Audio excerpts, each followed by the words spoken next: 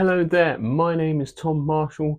Please remember to like and subscribe to my channel. Today we are going to look at the top 10 films of 2025, a year of remakes, reboots and sequels. There have been some absolute gems that have come out this year. Few and far between, mind you, but I've managed to come up with a list of 10 great films that came out this year in 2025. Let's check it out.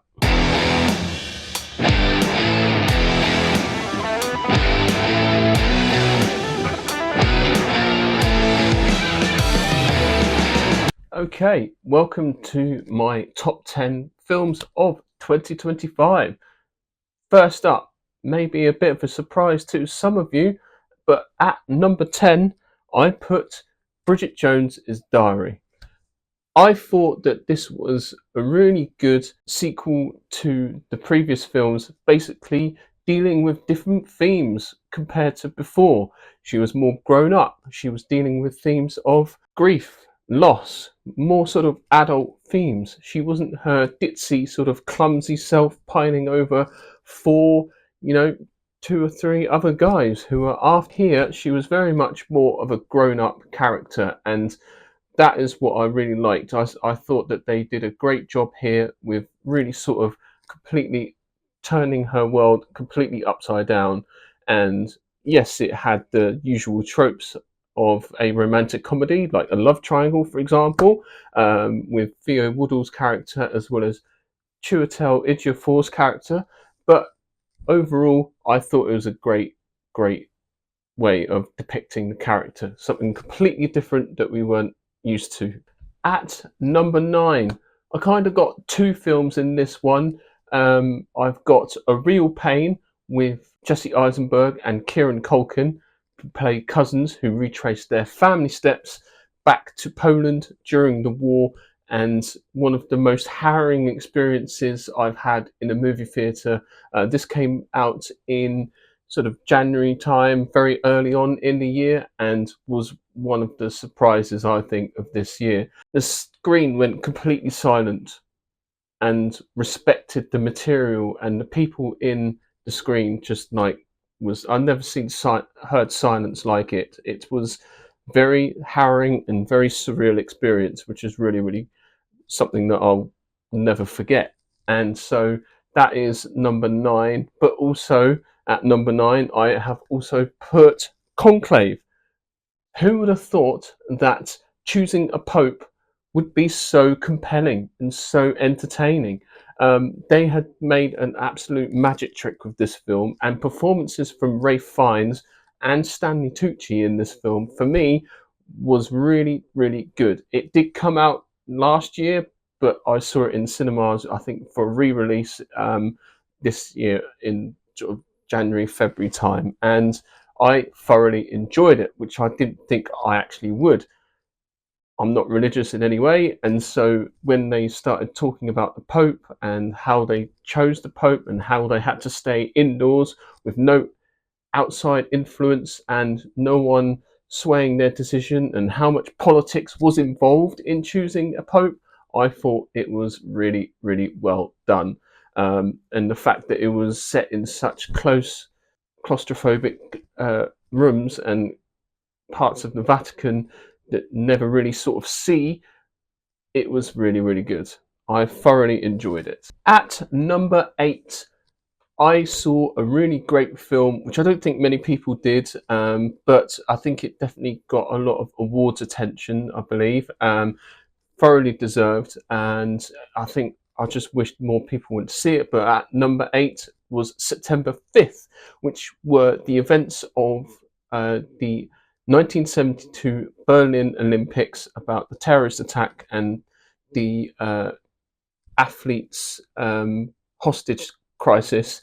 And it was about the reporting of those events and the people that were part of the ABC News sportscast who were broadcasting the first live videos of the games. And what was really great was when they combined actual footage of the events going on themselves, of the broadcast and of the Olympic Games, and melded it seamlessly together in this really, really great film.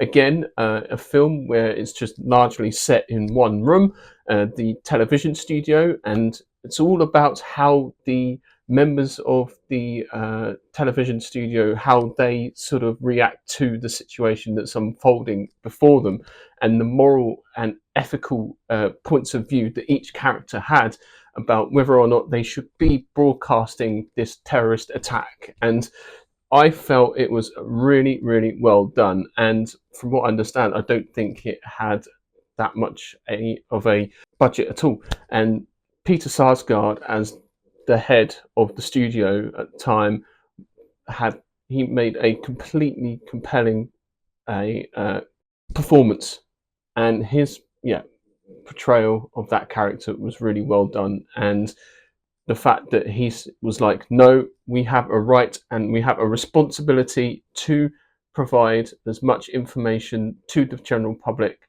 so that they can get a better understanding of what's going on. And so, that for me was one of great films of 2025.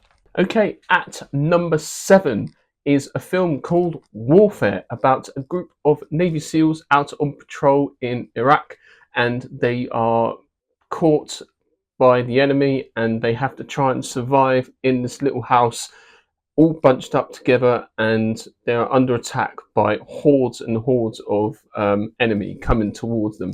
It's just a small little platoon based on a true story, and what they really depict well here is the realistic nature of war, also the camaraderie between the soldiers and the banter between the soldiers, which I thought was absolutely incredible. The acting, Will Poulter as the commander of the platoon was particularly great in this.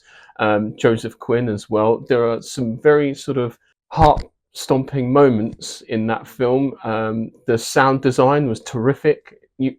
They really made you feel like you were almost part of the squad and part of the group trying to survive this attack, and it was so well done. And I felt like what they did really well was cut it from the boots on the ground with the drones that were hovering over, so you could get like a clearer picture of what was going on around them, and it sort of broke it up a little bit so that you could have a breather and take a minute to be like, oh, finally, okay, and then bang, straight away into the next scene. And it was really, really good. And also, it was made by people that were actually involved in the incident itself, real sort of Navy SEALs that wanted to portray this event as accurately as possible. And so you really felt that when you watch this film. So for me, Warfare is at number 7.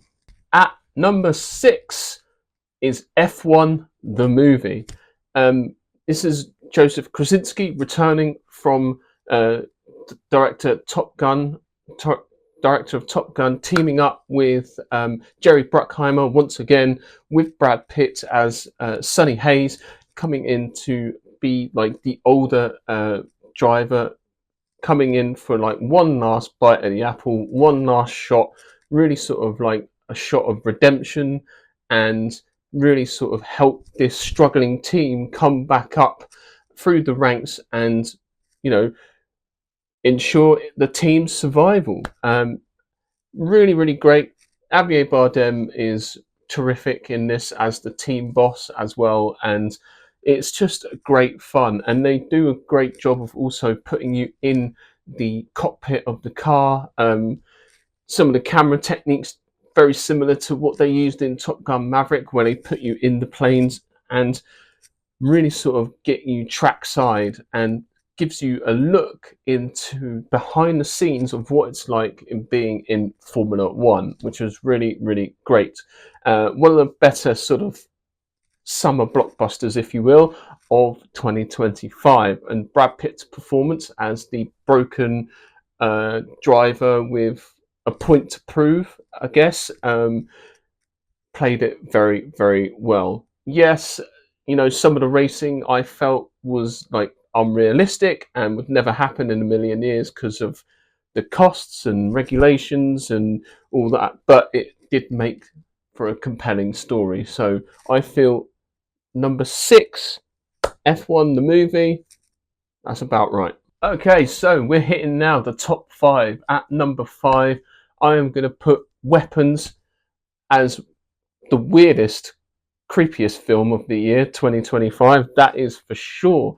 A film about a grieving town of somewhere in nowhere America, where basically a group of school kids go missing in the night, and nowhere to be seen or heard of again. And they blame the teacher. They blame, because they're the only class, and so they blame the teacher for it. And the town is never dealt with anything like this before, so it's trying to sort of figure it out and what's going on. And it was really weird, really creepy. Josh Brolin's performance was really good in this, and yeah, I thoroughly enjoyed it. There were moments where the jump scares were very sort of well earned. It wasn't forced, and it really sort of tilted the narrative when it comes to like horror, using great devices like using the Ring doorbell cameras as a great way to show like what happened to the kids and things like that. And so really sort of innovative horror on a budget. I don't think they had that much, 40-50 million dollars I think this film was made for. And so yeah, very very good film and highly recommend it. Okay, at number 4 is a recent entry that only came out a few months ago, a film called Nuremberg, which I knew absolutely nothing about, but I went to go and see this, a Sky production of the trial of the Nazi High Command, and I believe this was like a really, really solid, really good depiction of what actually happened. Again, much like September 5th, they actually used a lot of actual footage of the court case and intermixed it with their footage. And what they did in terms of production design was incredible, because I watched a little documentary on it, and they basically recreated from head to toe the actual courtroom itself, and it was incredible. Like you put them together, you can't really tell the difference of the courtroom in 1946 to their courtroom in present day, and very, very, very, very close. And yeah, I couldn't put a foot wrong. Russell Crowe's performance as Hermann Goering was really good, as well as Rami Malek as the psychologist who comes in to look at all the prisoners and make sure they're fit for trial. And so this to me was like not only entertaining, it was educational, it was compelling, and also eerie at times and shocking. And so, yes, also Richard E. Grant was amazing in this film. And so, yeah, very, very good number 4 spot. I think Nuremberg deserves to be up there. At number 3, Sinners. One of my favourite films of this year. I felt going into it, I was like, oh, it looks like just going to be like another Dusk Till Dawn, but boy, was I wrong. The younger musician character, Preacher Boy, can't believe that this was his first film, but actually he was standout. His singing voice was unbelievable, and the music was terrific, and I liked how it sort of, the music intertwined with the legend of the vampire and how all that sort of came together. I just thought that was really, really great. I also like the twins, Smoke and Stack. Michael B. Jordan playing both characters kind of reminded me of Tom Hardy's performance in Legend, where he played the Cray twins.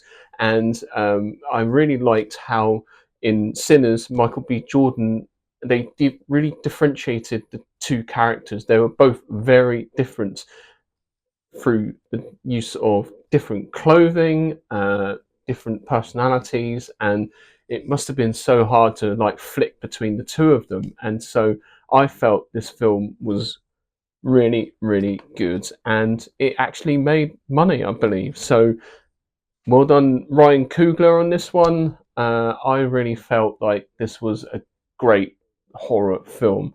Jack O'Connell as the lead vampire was really, really good, as well as Haley Stanfield. So it's one of those films where all the performances of everyone in it was really great, and everyone played their part brilliantly. So yeah, Sinners, number 3. At number 2, A Long Walk, which is the Stephen King novel adapted to film. And this was one of those films that was just heartfelt, gut-wrenching at times, and all it was literally just a film about a competition where people volunteer to go on this long walk, and basically it's last man standing.